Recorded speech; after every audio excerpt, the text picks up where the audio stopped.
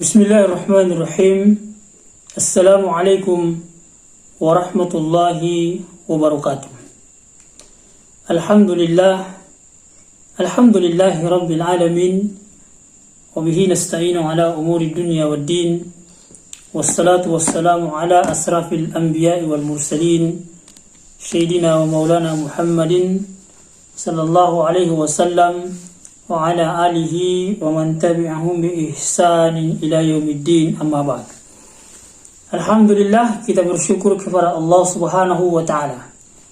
Kita berselawat atas Rasulullah Muhammad sallallahu alaihi wasallam. Allahumma salli ala Muhammad wa ala ali Muhammad.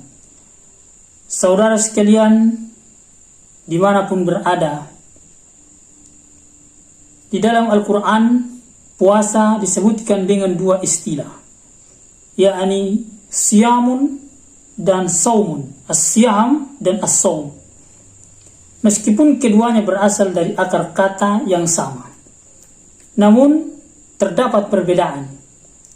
Istilah pertama, as-siyam, merujuk pada menahan diri dari makan, minum, dan berhubungan seks karena Allah Subhanahu wa taala sejak terbit fajar hingga terbenam matahari. Sedangkan istilah yang kedua, saum, bermakna menahan diri dan tidak mengucapkan sesuatu, seperti puasa Maryam untuk tidak berbicara. Kisah Maryam berpuasa bicara. Allah Subhanahu wa taala ceritakan di dalam Al-Qur'an surah Maryam sendiri, surah ke-19 ayat ke-26. Allah Subhanahu wa taala berfirman, "Fakuli washrabi wa qarni 'ainan fa imma tarayinna minal bashari ahadan faquli inni nadartu lirrahmani sawman falam ukallimal yawma insiya."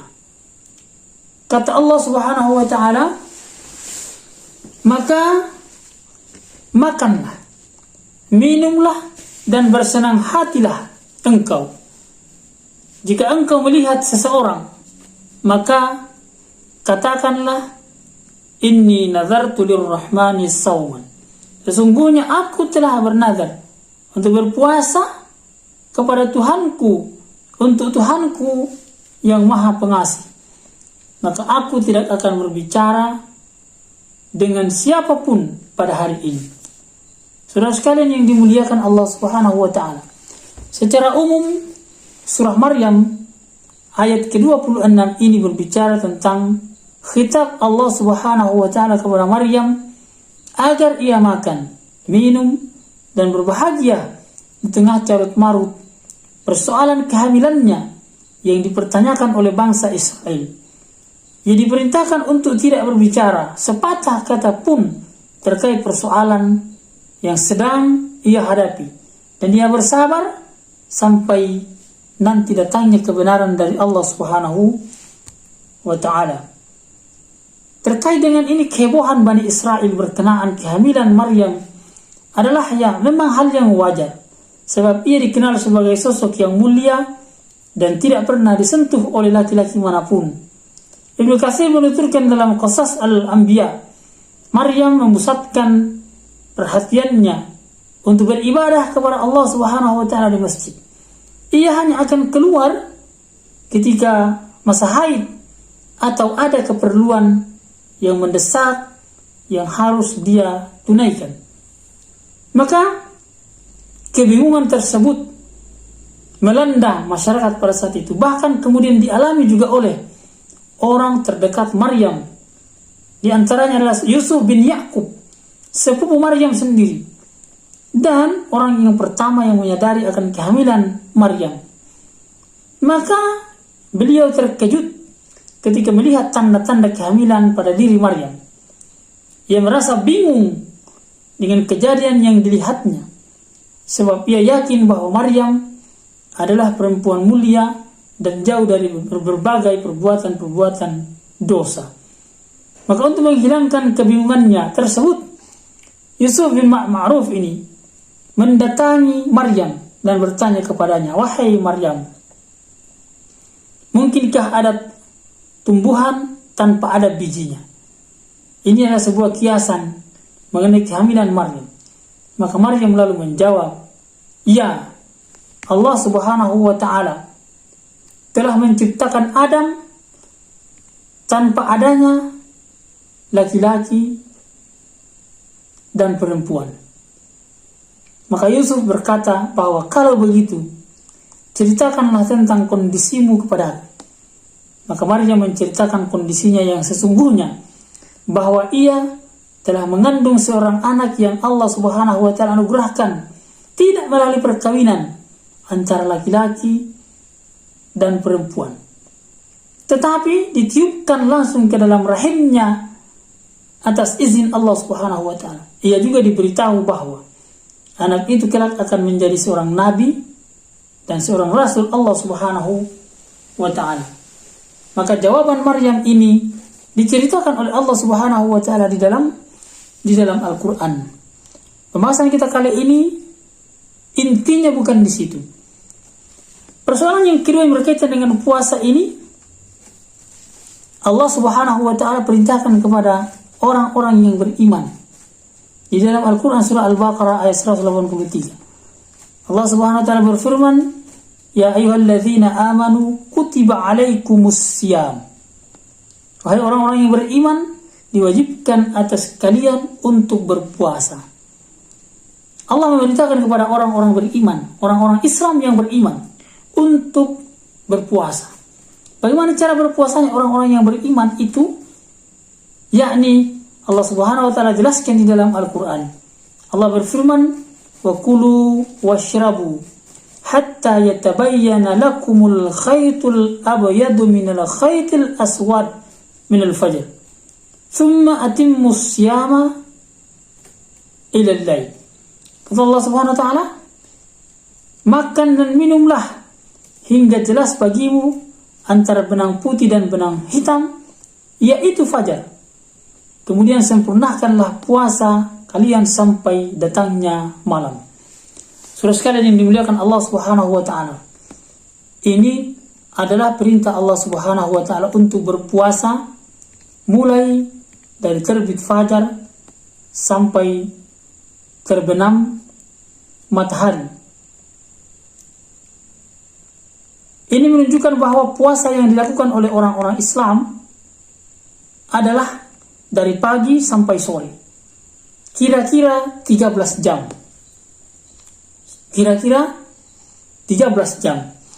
Maka orang-orang beriman akan menahan lapar, haus, dan berhubungan suami istri kira-kira 13 jam. Kira-kira 13 jam. Maka ketahuilah bahwa ini mengundang pertanyaan dari banyak kalangan, termasuk dari orang-orang yang penasaran dengan perintah Allah Subhanahu wa ta'ala ini untuk melaparkan diri. Seorang dokter, Yoshinori Ohsumi, melakukan penelitian tentang seseorang yang melaparkan dirinya ini. Dia menjelaskan bahwa ketika tubuh seseorang lapar, maka sel-sel tubuhnya akan ikut lapar. Sel-sel yang lapar ini akan memakan sel-sel dirinya yang sudah tidak berguna lagi, atau sel-sel yang telah rusak, atau sel yang telah mati, agar tidak menjadi sampah di dalam tubuh. Maka dengan demikian sel-sel mati ini tidak akan menghasilkan sesuatu yang bisa membahayakan tubuhnya, karena sudah dimakan atau sudah dibersihkan oleh sel-sel yang lapar itu. Jadi tubuh orang yang berpuasa itu akan membersihkan dirinya sendiri.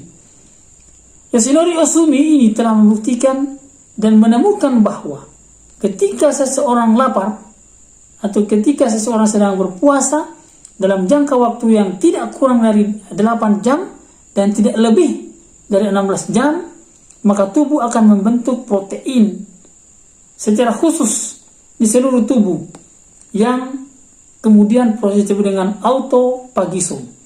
Autophagism ini bisa dianalogikan sebagai suatu sapu raksasa yang mengumpulkan sel-sel mati yang tidak berguna dan tidak membahayakan tubuh untuk dikeluarkan. Sel-sel mati ini banyak dihasilkan oleh sel kanker atau kuman-kuman lainnya yang menyebabkan penyakit, misalnya virus atau bakteri. Maka protein autophagisome tersebut akan menghancurkan dan memakan sel-sel yang berbahaya tersebut, yang tidak lagi digunakan dan sudah mati tersebut, lalu dia keluarkan. Maka dokter Yoshinori Osumi ini membuat sebuah kesimpulan dari risetnya dengan mengatakan bahwa dia menyarankan agar seseorang bisa menjalani praktek melaparkan diri. Melaparkan diri kira-kira 2 kali atau 3 kali dalam seminggu. Kira-kira 2 kali atau 3 kali dalam seminggu. Maka subhanallah, sesungguhnya perintah ini telah diwasiatkan, telah diperintahkan oleh Allah Subhanahu wa taala 1400 tahun yang lalu. Allah memerintahkan kepada umat Islam, kepada orang-orang yang beriman, untuk berpuasa di bulan Ramadan, bukan hanya 2 atau 3 hari, bahkan 29 atau 30 hari. Allah wajibkan orang-orang beriman untuk melaparkan dirinya dari pagi sampai sore, untuk menahan lapar dan haus kurang lebih 13 jam dari pagi sampai sore. Bahkan bukan hanya itu, orang-orang beriman di dalam Islam diperintahkan oleh Allah Subhanahu wa taala dan Rasulnya sallallahu alaihi wasallam untuk berpuasa sunnah. Sebentar lagi setelah Ramadan ini ada puasa Syawal. Di dalam bulan-bulan yang lain Allah Subhanahu wa taala Rasul memerintahkan kepada kita untuk berpuasa sunnah Senin Kamis. Di dalam momentum yang lain Allah perintahkan kepada kita untuk berpuasa di Yaumul Bid dan puasa-puasa yang lainnya. Dan perintah Allah Subhanahu wa taala dalam Al-Qur'an 14 abad yang silam baru dibuktikan di abad modern ini oleh orang-orang dalam pendekatan sains dan teknologi.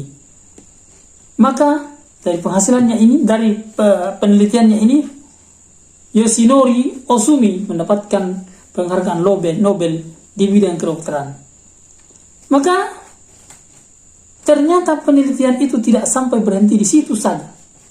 Tidak berhenti sampai di situ saja.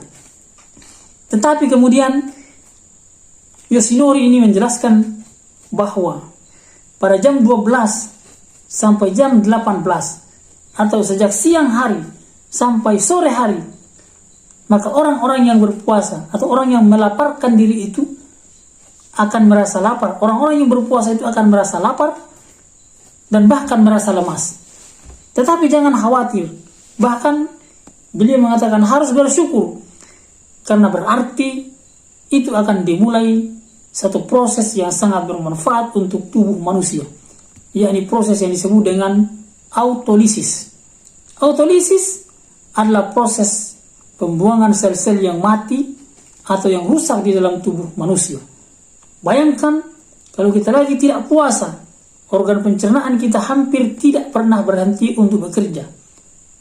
Setiap hari, dalam teori kedokteran kesehatan, bahwa ketika kita makan, maka organ-organ di dalam tubuh yang bekerja untuk memproses ini, lambung, usus, dan seterusnya, akan bekerja kurang lebih 8 jam untuk menghaluskan, untuk mencerna makanan-makanan yang kita makan. Maka kalau kita jam 7 kita sarapan pagi, maka seharusnya jam 15 sore organ-organ tubuh di dalam perut kita ini yang bekerja untuk menghaluskan makanan yang kita makan baru selesai bekerja. Jam 3 sore. Dari jam 7 nanti jam 3 sore baru selesai bekerja, karena dia butuh waktu 8 jam. Tetapi kenyataannya jam 12 atau jam 1 kita makan kembali, makan siang. Maka sesungguhnya organ-organ tubuh yang bekerja ini belum selesai bekerja, masuk lagi makanan yang baru. Kalau masuk lagi makanan yang baru, seharusnya 8 jam ke depan itu baru selesai bekerja, yakni kira-kira di jam 8 atau jam 9 malam. Tetapi kenyataannya di jam 7 malam atau jam 8 malam kita makan kembali, maka sungguh organ-organ ini tidak pernah beristirahat dan dia berputar begitu setiap harinya. Begitu setiap harinya sehingga organ-organ tubuh kita ini tidak pernah berhenti bekerja.